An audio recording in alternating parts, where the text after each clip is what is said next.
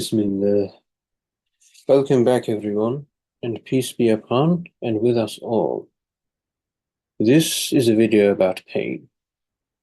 This is about sorrow, grief, suffering, every type of grievous experience which we may encounter in life. Or perhaps our entire life has been one grievous experience. This is a very deep topic, a very heavy topic, something which we in modern society are very wont to not speak about. That is because in a consumerist world, as materialists, as people who no longer experience the divine and the spiritual, as people who live inside, whose entire life and existence is inside this societal matrix, inside of school, inside of our families, inside of our jobs and our relationships, and maybe hobbies, and that's about it.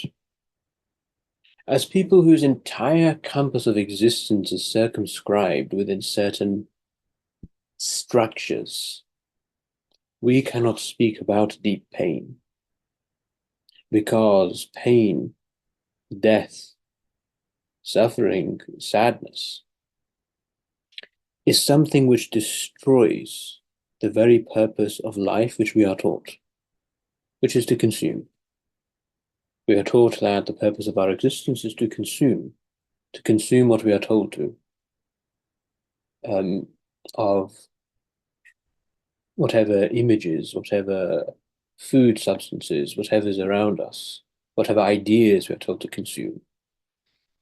But someone who is depressed, someone who is not normal, someone who is not a part of society, someone who is experiencing something which takes them out of the normative way of existing as we are programmed to believe, that person must necessarily be shunned and necessarily be socially ostracized, because they are not performing the fundamental duty of society, which is to consume and to be a cog in the consumerist wheel, to be a part of the matrix, to shut up and to listen and to not think too deeply. Pain forces one to think. We as human beings, if we had no pain in this world, we would most likely live an entire life in negligence. Pain and suffering forces us to contemplate, forces us to think. This is a video about the very nature of suffering. And I'm going to give you a question, and I want you to perhaps pause the video and really think about this. First, and this is an exercise you can do, particularly when you are alone, and I imagine you're watching this video alone, but you should be alone. Pause the video and first bring to mind that most painful experience of yours. Whatever is most painful, most sorrowful, whatever grieves you the most, that one most traumatic memory or experience or something which is happening right now, whatever it is. And it's usually something very long, right? At a certain age, what is really most painful no longer is about, breaking a bone or having some painful physical experience. What really bothers you, what really hurts you, is an ongoing experience, probably something going right back into your childhood, something which colors and tints the entirety of your life. I want you to pause the video, perhaps not for too long, maybe no more than 10 minutes. Bring that to mind. Bring all the pain to mind. Bring it up, as visceral as it is, and resume the video once you have done that. And if you've completed this exercise, and however you are feeling now, I want you to answer this question again. Let's say I erased all of your memory. Suppose that right here, right now, whoever you are, whatever you've experienced, I wiped your memory, so you have no idea of any of that. It's gone. How would you be feeling right now? What would you be doing for the rest of the day? What would you do tomorrow? Or let's say compare today, compare a bad day. Let's say tonight when you go to sleep, your memory is going to be wiped within reason, and when you wake up, you're a new person. You know everything to go about your day, but you're a new person, a new identity, completely. How would you live tomorrow? How would you live and how would you think?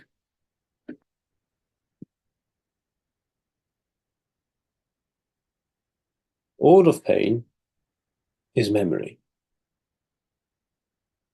All of pain is caused by time. If there were no time, there would be no pain.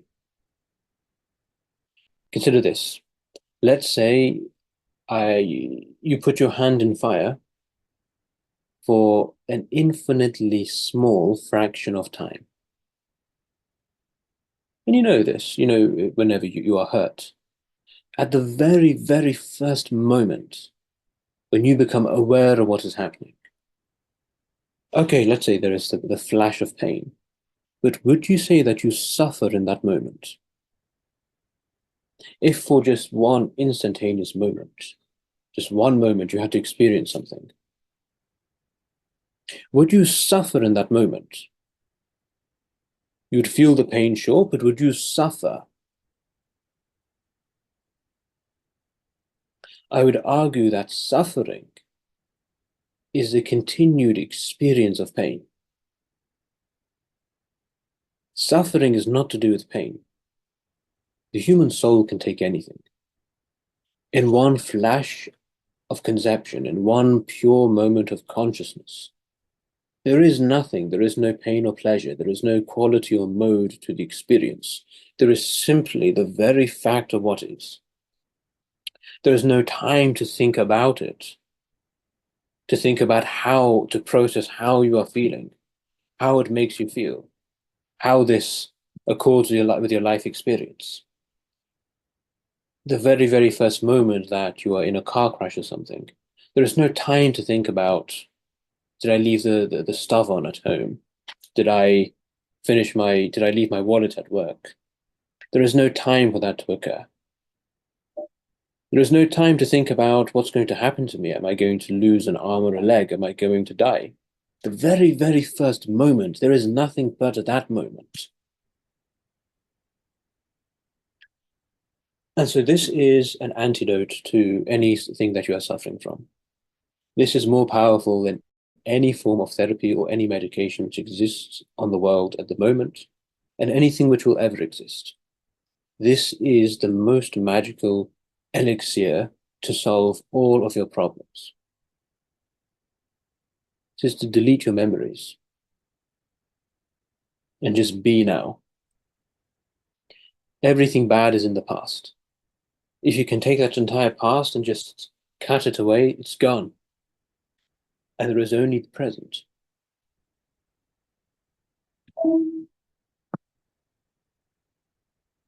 I have a quote here. Depression is not so much to feel the pain of the past as to feel the pain of no future.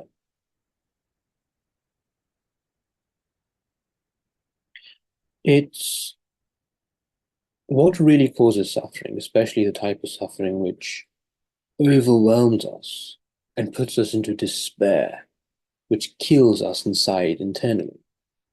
That type of suffering is, it doesn't really matter what's happened because it's gone, it has no existence. It's because you keep giving it existence. And again, I'm not saying that, oh, just through meditation you can change everything. I'm not saying that. That's not true. That's not true.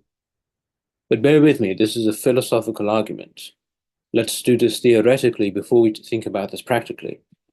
Theoretically, right, ideally, the past has no reality except insofar as we continue to give it reality, in that it defines our future. is that we think that we feel that we are boxed into the past, that we are crushed about us from all sides, that this experience, whatever it is, whatever this your most personal, most painful experience, whatever it is, what hurts the most is that it's your entire life. It's all that you know, all that in this world you ever will know. If you've been physically disabled since you are young, that's all you have. That's your entire experience in this world is that. If you suffered from extreme poverty when you were young and you had to compare yourself, everyone would naturally compare ourselves to others around us. It hurts the most when other people around you have things. There's one thing being in abject poverty in a completely poor country, and everyone is like that. That hurts. No one's denying that. But to be like that and your neighbor is rich and they have exactly what you want, that's a different type of pain.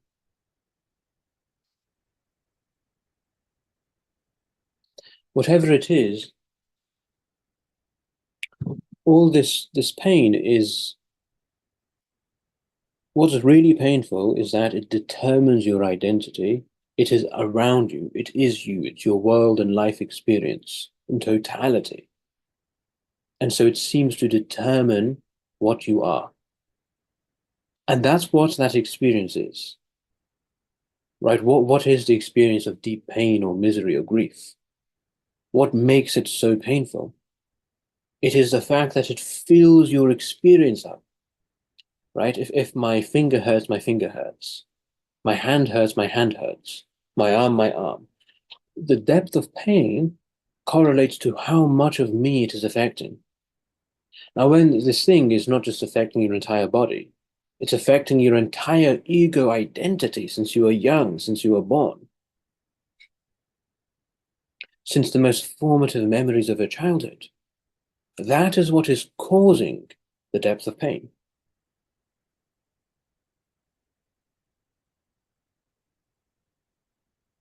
Again, what if we could erase that?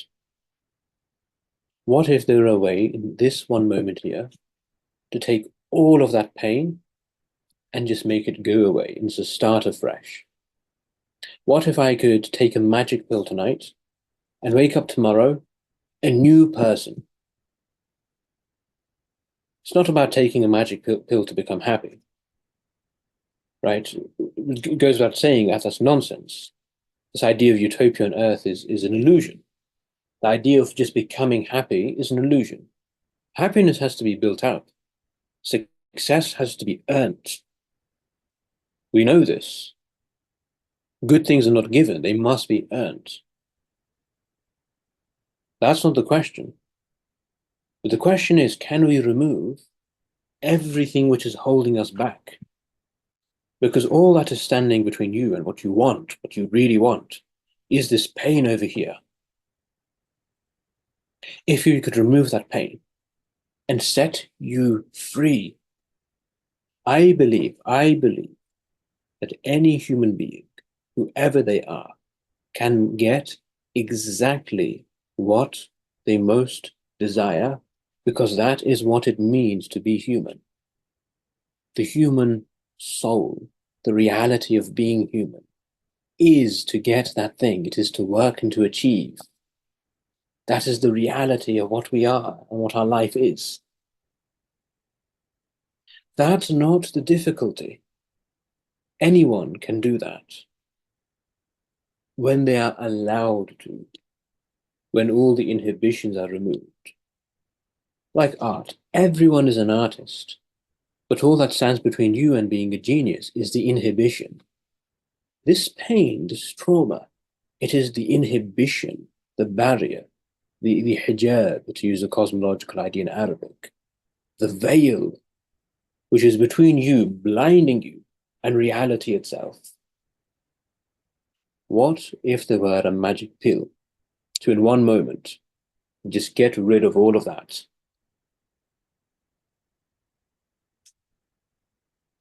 Right? That everything that you think you are, that have experienced, have done, your entire conception of self is built upon memory.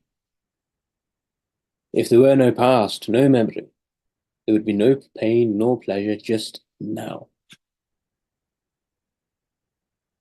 There would just be the pure being of the present moment. If you could taste that pure infinity of pure presence in the moment and be unlimited, you could make that moment into anything. In one moment, I can choose to be anything. In one moment, I can simply choose to be in the most felicitous, ecstatic state. In one moment, I can soar unto God and unto infinity. There's nothing stopping me. You can become enlightened in one moment. And it's easy. You just choose to be enlightened and you are. What makes this hard is time. It's time. It's the fact that, yes, I can choose that right now, but I have to maintain it. I can choose to stand in the midst of fire and not feel anything, and to be completely and utterly constant. You can do that. But what's hard is maintaining that moment after moment after moment. What if we could connect with that absolute moment and forget the past? This is the reality of heaven and hell. The whole idea of the Day of Judgment, this cosmological, ontological idea of heaven, of hell, of judgment, resurrection. What it all means most deeply is exactly this. It is the reality of time. There is this hadith of the Prophet Muhammad sallallahu alaihi wasallam. I won't read it in Arabic today, it is on the side. I will simply read out a translation. Right? He who had lived the most blissful life in the world shall be brought forth on the day of judgment. But conceive the most ecstatic pleasure that you can imagine in this world, the dream life you want. Imagine that. Imagine you had that and more. Imagine that you could literally engineer and design the perfect life you wanted, that you could look exactly like you wanted, have the body you wanted, have the exact house or location that you wanted, the family that you wanted, the spouse that you wanted. If you could design all of this, imagine that. Now that's you. You're brought forth. Your life is over. Time has ended, right? At the very end of time. That's where we are now. The day of judgment, the end of time. What does that all mean? Let's say you had a good 70, 80 years. Let's say you maintained your youth until you were 50, 60 without any signs of aging. That's your life, a good 80 years. What did it mean? What was the reality of these 80 years? Because it's gone. It's gone now. Whatever happened yesterday is yesterday. I can't go back and relive that pleasure. It's gone. It will go. No matter how much billionaires want to crack aging, want to crack death, whatever. Let's say they manage to live for 1,000 years while the rest of us in squalor die when we're 30. Okay, let's say that happens. Let's say they crack the code. They can live for 1,000 years in their grand ivory towers. Fine. Still will die. Whatever happened is gone. Maybe in the last years of their life, their brain starts rotting with dementia and they don't even remember whatever they did when they were 20 or 30. It's all gone. That will happen. So what's the reality of that? At the end of time, when that 80 years in the grand expanse of infinity, like an atom is brought forth, and the atom is held forth in front of infinity, what was reality? And he shall be dipped into the fire of hell. You or the billionaire, whoever it is, you take this perfect life and you dip it into the reality of what does it mean? What is the fire of hell? It's infinity, infinite time. right? It doesn't even matter if it's a fire or if it's mild inconvenience, whatever it is. Let's say it's just an empty room. The experience of infinity would be hell. Eventually, whatever it is, an infinite experience, stretched in infinitely, would turn into hell at some stage or another. And if you compared someone sitting in an empty room for an infinite amount of time to someone burning infinitely, at some stage they would just suffer equally because they would suffer infinitely, because infinity would completely determine their horizons of experience and drown them. You take this drop, which is your entire life, you dip it into the reality of infinity, and it shall be said unto him, O son of man, didst thou enjoy aught of pleasure? And he shall say, I swear by thee, O God, I did not taste aught of pleasure. And this is axiomatically and mathematically true. You know this is true, absolutely intuitively.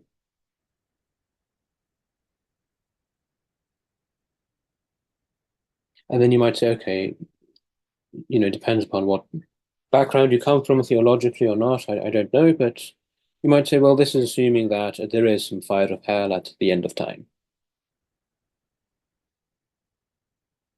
Okay, well, see, people misunderstand the idea of heaven and hell, including religious people.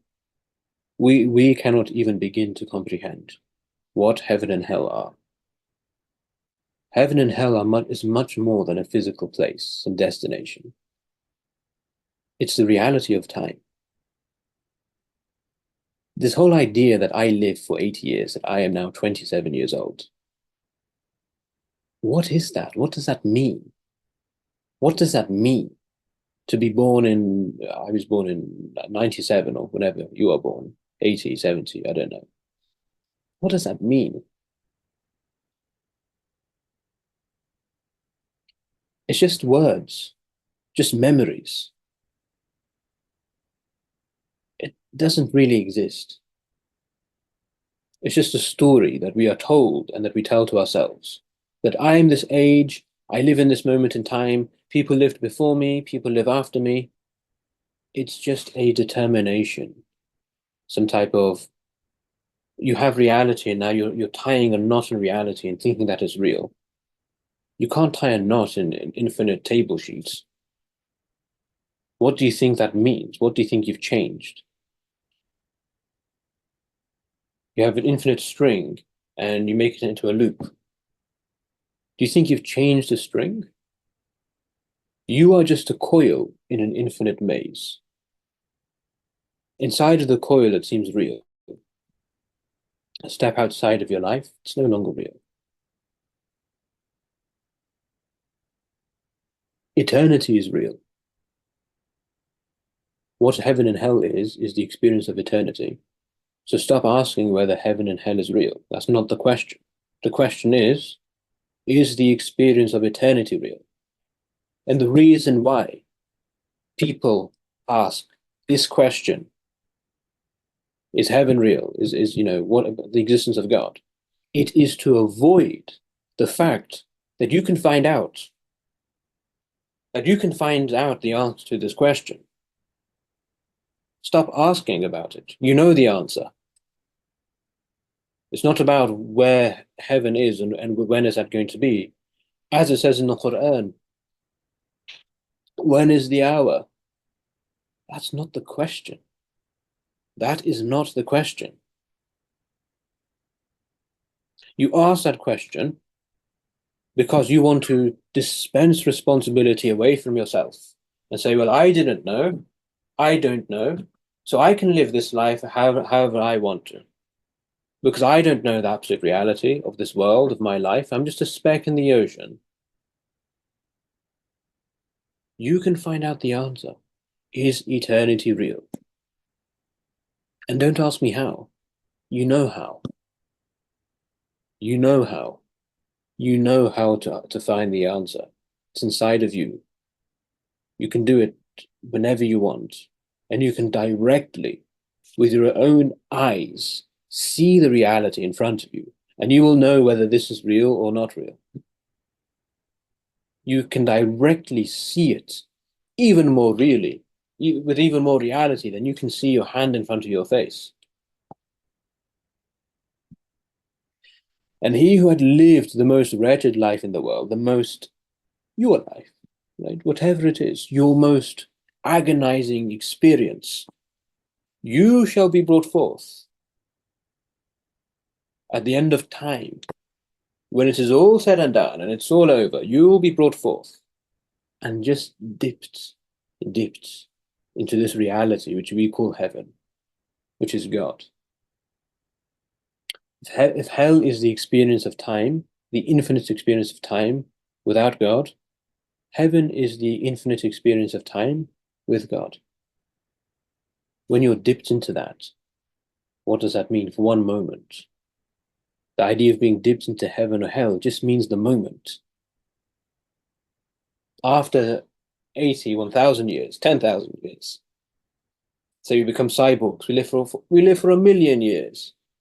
After 1,000,000 years, it's gone. One moment of pain is pain.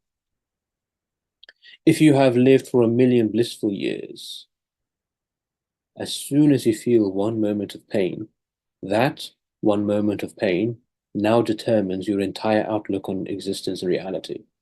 Because that's all there is. Because you cannot go back to your 1,000,000 years and relive them.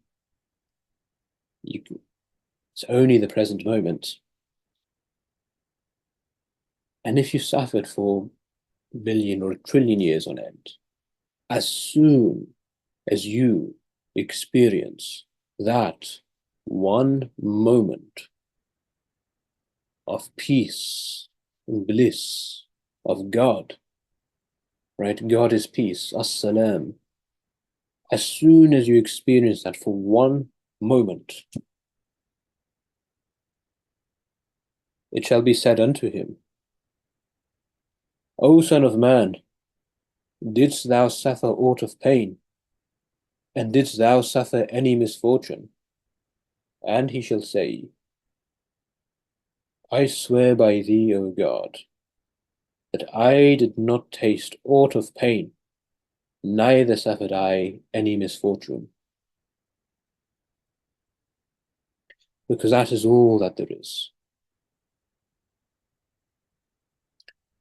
A lifetime of misery is annulled in a moment of happiness. A single moment of contemplation can inflame a lifetime of negligence.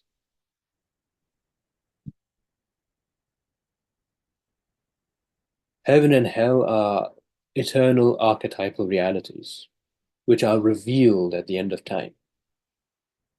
The day of judgment is it's already here now. It's an eternal day. The day of judgment is already happening. It's just that we are asleep and we can't see that is happening because we are asleep in this illusion that we call life. We are asleep in this game that we are playing, which we call life, the life in this world, the dunya. So we don't know that is happening, but it's happening right now. When you die and you awake from this matrix, you are standing right there, not going to be judged, but realizing that you are being judged from the very beginning, because judgment is just reality. When justice comes to someone, it's not something happening, it's just reality catching up to them. Just reality catching up to them. There's no question of justice being dispensed. Reality is just. Justice is just the word we give to the order of affairs when this is perfectly balanced. Were it not balanced, there would be no existence. Were existence not balanced, it would not have come out from non-existence. These realities of heaven and hell, the day of judgment, al-qiyamah, as-sa'ah, the end of time, it is a reality which is right here, right now, because it is the only reality. And this so-called reality of the world This is the illusion. Not real. It's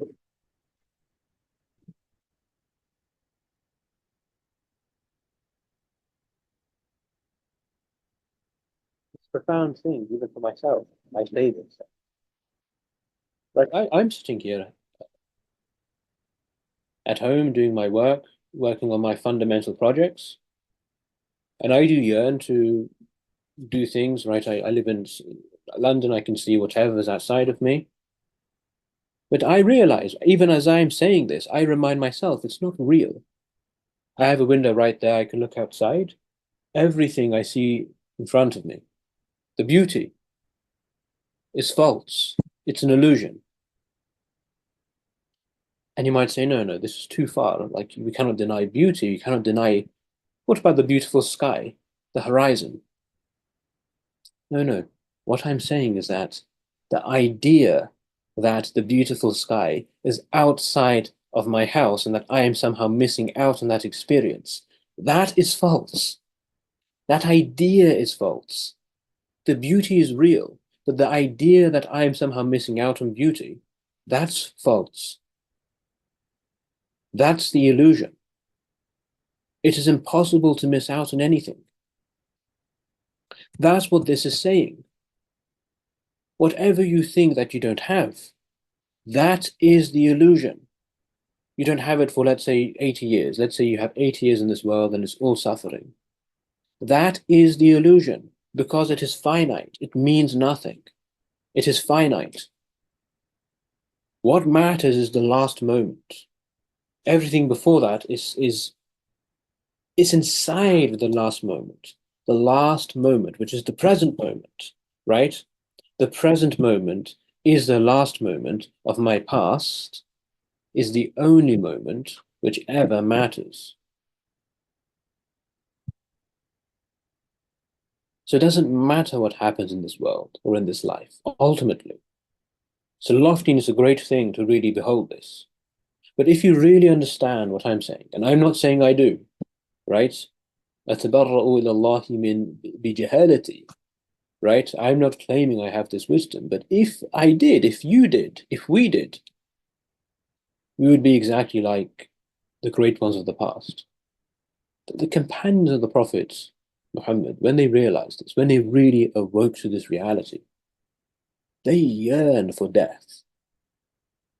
They would go out in the way of God and they would struggle, strive, fight until they were dead, yearning for that point of death. Not because they hate this life or hate this world. No, that's not the idea. It's because they realize the reality of this world. And that moment, that last moment, that's real. And they were searching for that last moment because that's God. God is there at the end of time. And until we get to the end of time, we are veiled from the reality that all that stands between us and this, the one moment which inflames all of the misery, it makes it all worthwhile, right? That one moment, whatever happens in life, that one moment will make it all make sense. When you understand that, you will rush towards that one moment with everything that you have, and nothing else matters.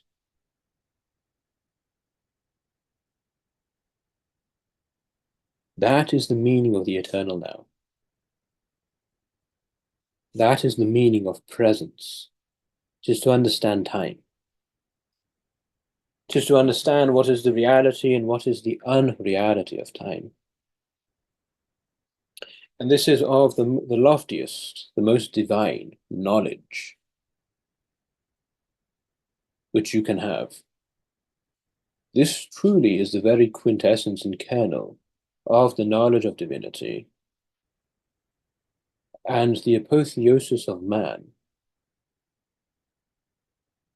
is to realize time and its reality. And that magic pill, What if there were that one magic pill which you could use to just collapse your entire present down, your entire past, whatever's happened, and just make it one new moment in which you can now do whatever you want? That magic pill has a name, and it's called time. It's called presence. It's called Toba. Toba. It just means turning back. Turning back to what? To what is real. Turning back to what is real. مغفرة. نستغفر الله. What does that mean? What does it mean to say أنا أستغفر الله? مغفرة in Arabic, it's one of the most profound meanings, I suppose, is to, you can say, for example, غفرت الطعام. I did maghfirah of food. What does that mean? It means to take the food, to wrap it up and seal it so that it doesn't decay. وغفرت الماء, right? I did maghfirah of the water, to take that water and to put it into a glass or a vessel and again seal it shut. To ask God for forgiveness. What does that mean? It means you are giving God your life, time, and asking God to take this time and يختمه, to take time to wrap it up into a bundle and to seal it up. And so to make that into just one thing, to take all of your life and make it into one moment. Because yes, we cannot stand in fire and burn, but we can for just one moment. Yes, you cannot take whatever the agony of your life on this world is. I agree. I can't take it. But what I can take and what you can take is one moment of it. That is istighfar. That is tawbah. That is the very quintessence and reality of what it means to turn towards the divine, to realize the divine. That is a reality.